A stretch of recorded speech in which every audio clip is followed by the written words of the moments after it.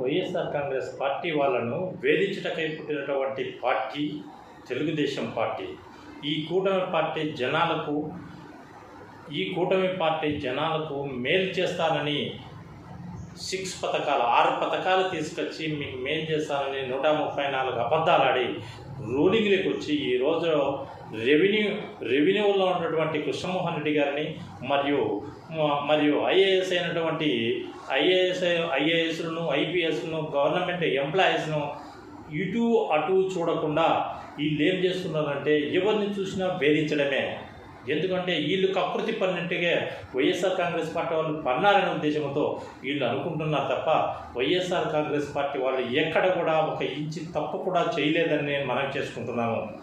ఎందుకంటే ఇంటింటి దగ్గరికి పోయి అడుగు, జనాలను అడుగు, ప్రజలను అడుగు, నీ కార్యకర్తలను అడుగు, నీ లీడర్లను అడుగు, నీ మనస్సాక్షి మీద చేసుకొని నువ్వే అడుక్కో. ఎక్కడే కానీ వైఎస్ఆర్ కాంగ్రెస్ పార్టీ ఇంచి కూడా తప్పు చేయలేదు.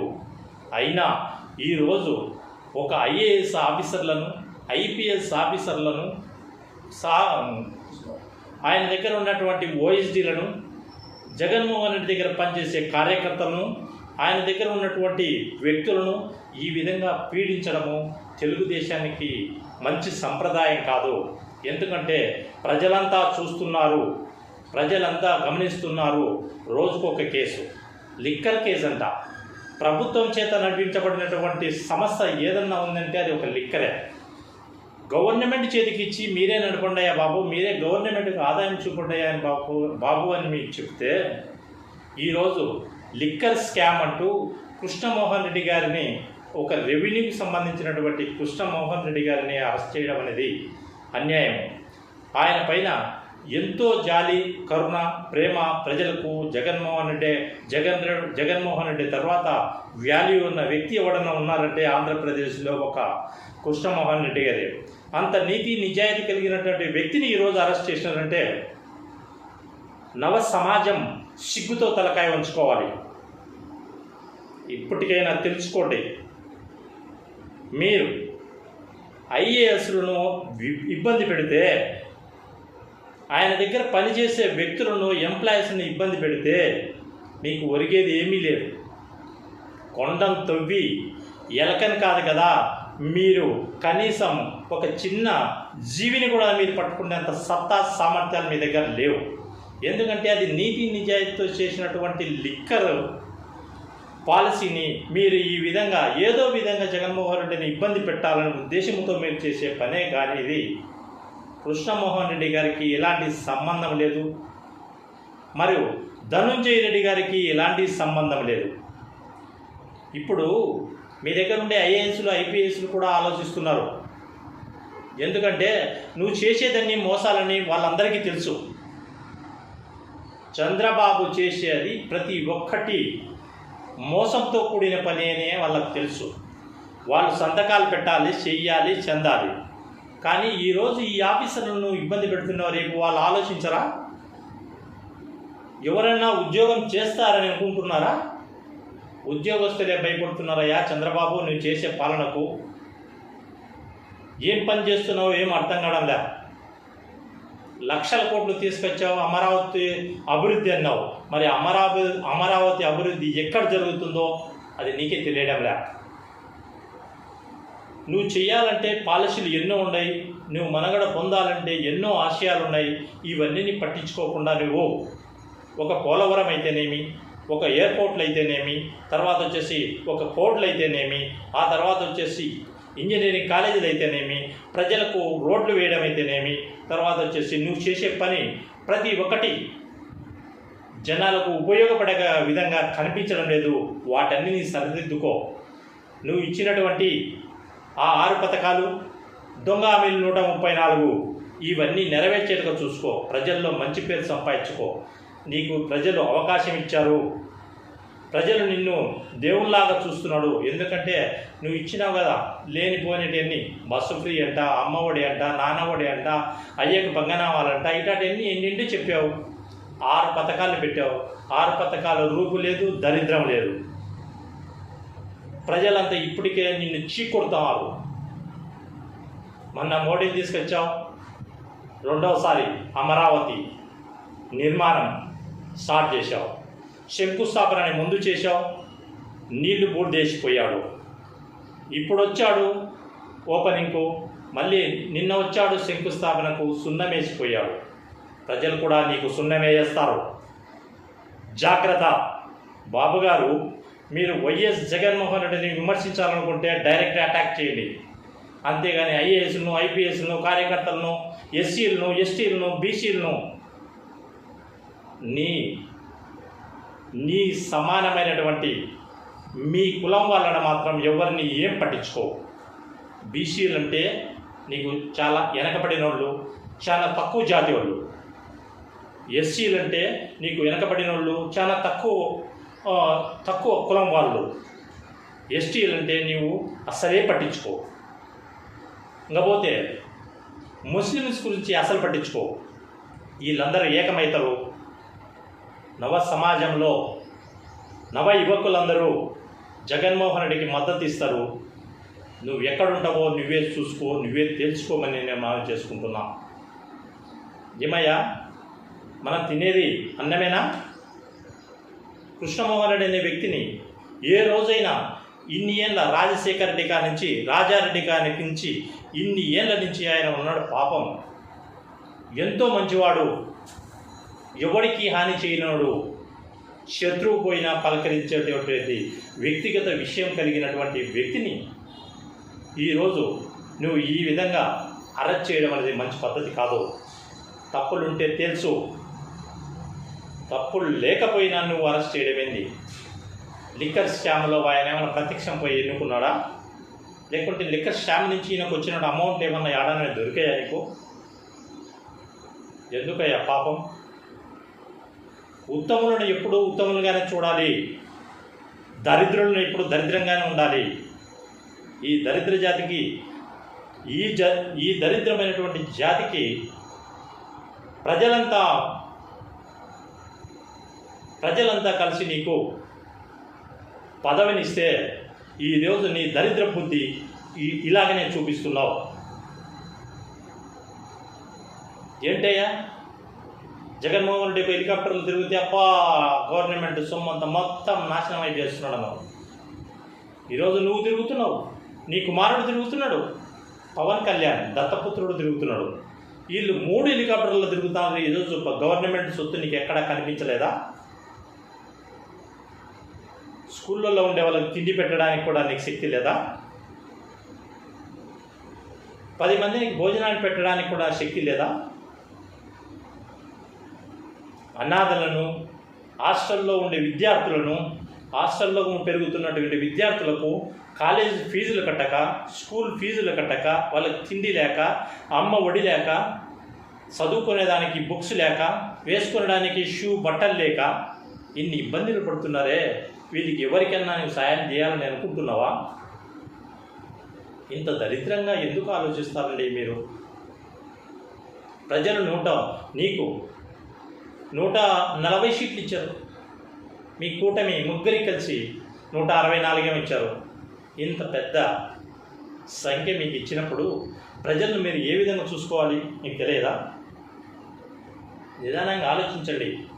ఏదో ఒక కృష్ణమోహన్ రెడ్డితో, ఒక ధనుంజయ రెడ్డితో, ఒక రజనీతో, ఒక ఎమ్మెల్యేతో, ఒక ఎంపీతో నువ్వు అరెస్ట్ చేస్తే ఈ ఉద్యమాలనేవి ఆగవు. ఇది ఎక్కడ రోజు రోజుకు ఇవి ఎక్కువ అయ్యేటే కానీ తక్కువ ఎక్కడ కావు. నువ్వు గుర్తుపెట్టుకో. ఈరోజు 2 అరెస్ట్ చేస్తే రేపు 4 స్టేజ్ మీదకి వస్తారు. 4 చేస్తే 10 మంది వస్తారు. 10 మందిని చేస్తే లక్షల మంది రోడ్ల మీదకి వచ్చిన రోజు నీ పార్టీ ఉండదు, బొక్క ఉండదు. గుర్తుపెట్టుకో. ఇదే నేను చెప్తున్నా. కోట్ల మంది ఇప్పుడు నీ మీద అసూయతో ఉన్నారు. రాబోయే ఎలక్షన్లో నిన్ను నలిపి చేతిలో బూడిద చేసి బయట పారేస్తారని నేను మనవి చేసుకుంటున్నా. ఇప్పటికైనా గుర్తుపెట్టుకో. జనాలు ఆకలితో ఉన్నారు, తిండి పెట్టేదానికి ప్రయత్నం చేయి. ఓన్లీ మీ కులం వాళ్ళకే అన్నీ ఉద్ధరిస్తావు, కాంట్రాక్ట్లు ఇస్తావు, దేవుడు గుళ్ళు ఇస్తావు. ఇటు పోయినా అటు పోయినా ఎటు పోయినా నువ్వు చేసేదంతా నీ కుల వ్యవస్థ డెవలప్మెంట్కే చేస్తున్నావు. బాబు గుర్తుపెట్టుకో, నీకు ఓన్లీ నీ కులం వాళ్ళు 5% ఓట్లు వేసినంత మాత్రాన నువ్వు సీఎం కాలేవు. 90% ఉన్నటువంటి ప్రజలంతా నీకు ఓట్లు వేశారు, కానీ నీకు గుర్తుండడంలే. కేవలం నీ కులాన్ని అడ్డపెట్టుకొని నువ్వు పైకి రావాలనుకుంటే ఏదో ఒకరోజు భూస్థాపితమవుతావు అని ప్రజలు ప్రతి ఒక్కరు నోటుకుండా బయటకు వస్తుంది. ఏమయ్యా, అమరావతి ఎంత దూరం డెవలప్ చేయగలిగినవయ్యాను? పోయిన 5 సంవత్సరాలు ఏం చేయగలిగినావు? ఇప్పుడు వన్ ఇయర్ ఏం చేయగలిగినావు? కంప చెట్లకు టెండర్లు పిలిచి కోర్టు తగలబెడుతున్నావు. అది ప్రజాధనం దోపిడీ కాదా? జనాల్లో తిరుగుతున్నావు. ఎక్కడ చూసినా నీకు ఒక్కసాటన్నా నీకు మనస్సాక్షిగా ఆప్యాయతగా మాట్లాడే లీడరు ఒక్కడన్నా కనిపిస్తున్నాడా? ఎందుకయ్యా ఇబ్బంది పెట్టద్దు. ప్రజలు నీకు పాలన ఇచ్చారు, నువ్వు పాలన చేసి మెప్పొందు. అంతేగాని జనాలను అడ్డం వచ్చిన వాళ్ళందరినీ మొత్తం అందరినీ తొక్కుకుంటా పోదామంటే ఏదో ఒకరోజు వాళ్ళు తిరగబడతారు. తిరగబడినప్పుడు ఏపీలో భూకంపం వచ్చినట్టు వస్తుంది. అది అతి త్వరలో దగ్గరగా ఉంది. జగన్మోహన్ రెడ్డి దగ్గర నీకు పగ ఉంటే ఆయన నువ్వు తెలుసుకోండి. అంతేగాని ప్రజలను వచ్చి రోజు ఒక కార్యకర్తను చంపుతాం, రోజు ఒక ఐఏఎస్ను అరెస్ట్ చేస్తాం, రోజు ఒక మినిస్టర్ను దిగ్భ్రాంతులు చేస్తాం, ఏపీని అల్లకొల్లోలం చేస్తాం. ఏం మీ అబ్బ జాగిరే ఏమన్నా ఇది? ప్రజలు ఎన్నుకునింటే నువ్వు ఆ సీట్లో కూర్చున్నావు భద్రం. ఆ ప్రజలే నిన్ను ఆ సీటు ఏ విధంగా ఖాళీ చేయించేది వాళ్ళే నిర్ణయిస్తారు. ఈరోజు బల్బు ఉందని కొట్టుకుంటున్నావు. ఆ బల్బుని ఎలా తగ్గియాలో ప్రజలకు తెలుసు. గుర్తుపెట్టుకో బాబు, అతి త్వరలో నీకు పండగ. రేపో మాపో కడపలో వచ్చేసి ఈనాడు పెడుతున్నాడట. అదే ఆ ఈనాడు మహానాడు, ఎన్టీఆర్ నాడు, చంద్రబాబు నాయుడు, తర్వాత వచ్చేసి పవన్ నాయుడు, తర్వాత ఈయన పేరు లోకేష్ నాయుడు, వీళ్ళందరూ కలుసుకొని మహానాడు పెడుతున్నారంట కడపలో. ఎందుకయ్యా ఈ పబ్లిసిటీ? పెట్టుకుంటే హక్కు నీకు ఎక్కడైనా ఉంది, ఎక్కడైనా పెట్టుకో. నీ చేత కాకుండా చెప్పు, మా పార్టీ కూడా సపోర్ట్ చేసి నీకు పెట్టిస్తుంది. అంతేగాని కడపలో పెడతానా అంటే జగన్మోహన్ రెడ్డిని భయపడిస్తున్నావా నువ్వు? నీలాంటి 1000 మంది చంద్రబాబులు వచ్చినా, 1,00,000 మంది చంద్రబాబులు వచ్చినా, 1,00,00,000 మంది పవన్ కళ్యాణ్లు వచ్చినా జగన్మోహన్ రెడ్డిని ఏమీ చేయలేరు. రేపు జరగబోయే మహానాడు పరిస్థితి నువ్వే ఆలోచించుకో. కడపలో పెడుతున్నాను. కడపలో కాకుంటే పులివెందుల్లో పెట్టాయా, లేకపోతే విడుపులపాయలో పెట్టాయా? నీకు చేత కాకుంటే మాకు చెప్పయ్యా. నీకు కావాల్సిన అవకాశాలు కూడా మేము సర్దుబాటు చేసి ఆ స్థలము, ఆ కథ ఎలా జరపాలా ఏందని కూడా వైఎస్ఆర్సీపీ నీకు సపోర్ట్ చేస్తుంది. ఎందుకు చెప్తున్నావు? ఆయన కడపలో పెడుతున్నా, పులివెందుల్లో పెడతా, వేంపల్లిలో పెడతా, వెనక పెడతా, ముందు పెడతా. చేతగాని సోంబేర్ని మాట్లాడే మాటలు తప్ప ఇవి. నువ్వు ఎక్కడ పెట్టుకుంటే మేము వద్దనేవయ్యా? మా పార్టీ వాళ్ళు ఎవరైనా అబ్జెక్షన్ చేశారా? రా, వెల్కమ్. నువ్వు పులివెందులో పెడతావు, పెట్టు. అక్కడ కూడా మేము వెల్కమ్ చెప్తాం. జాతి, నీతి, నిజాయితీ ఆంధ్రప్రదేశ్లో బతికి ఉందంటే అది ఒక జగన్మోహన్ రెడ్డి వల్లే ఉంది అని మాత్రం నేను చెప్తున్నా. ఎందుకంటే ప్రజలకు మేలు చేసినా, ఏ రోజు నేను మేలు చేసినా అని జగన్మోహన్ రెడ్డి చెప్పుకోలేని పరిస్థితి. నువ్వు అన్ని దొంగ హామీలు ఇచ్చిన ఏపీ వాళ్లకు ఈరోజు అన్నీ నేను చేసినా అని చెప్పుకోలేదు దొంగ మాటలు. ఆయనకు నీకు ఉండేటువంటి ఈ విధానాన్ని ప్రజలు పసిగట్టారు. అతి త్వరలో నీకు మర్యాదలు చేస్తారు. రేపు కడపలో మహానాడు జరుగుతున్నాడంట. ఏనాడు జరుపుకుంటే కడపల్లోకి వచ్చింది ఏమయ్యా?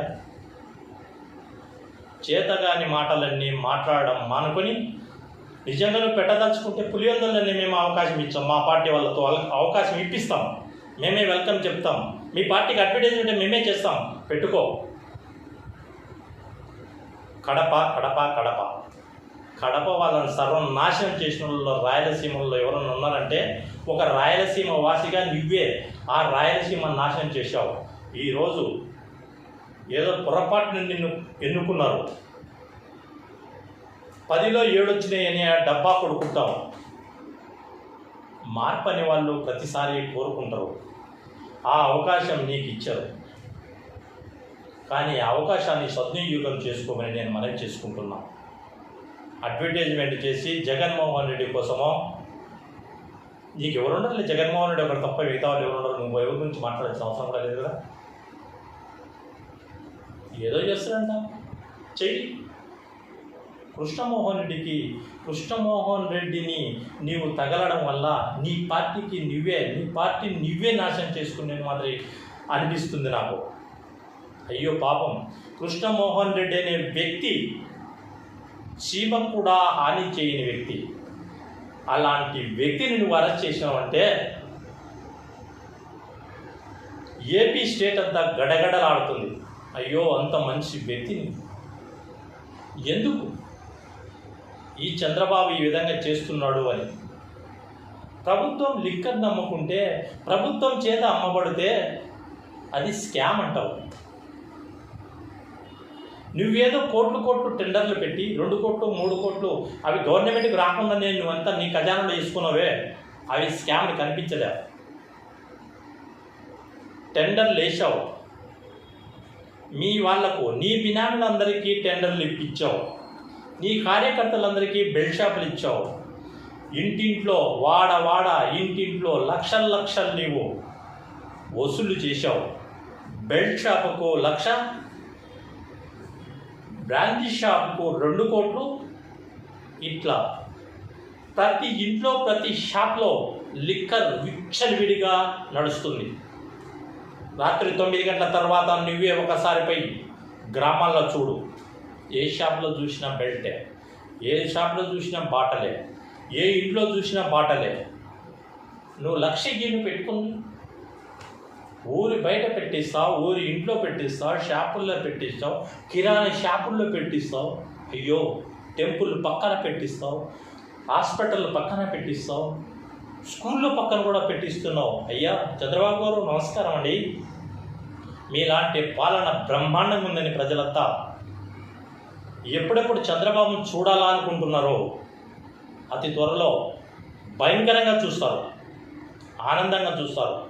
మీ ఆనందం ఆంధ్రప్రదేశ్ ప్రజలందరికీ పంచిపెట్టాలని, మహానాడులో దాని గురించి నువ్వు చెప్పాలని ప్రతి షాపులో నా బాటల్స్ దొరుకుతాయి, ప్రతి కిరాణా షాపులో మా బాటల్స్ దొరుకుతాయి, ప్రతి ఇంట్లో మా బాటల్స్ దొరుకుతాయి. మీరంతా తాగి అది టానిక్ లాగా ఆరోగ్యం బ్రహ్మాండంగా ఉంటుంది. జనాలకు అమ్మఒడి రేపు నుంచి మన్నాడు నుంచి ఇస్తున్నా, ఫ్రీ బస్సు ఈరోజు నుంచి స్టార్ట్ చేస్తున్నా.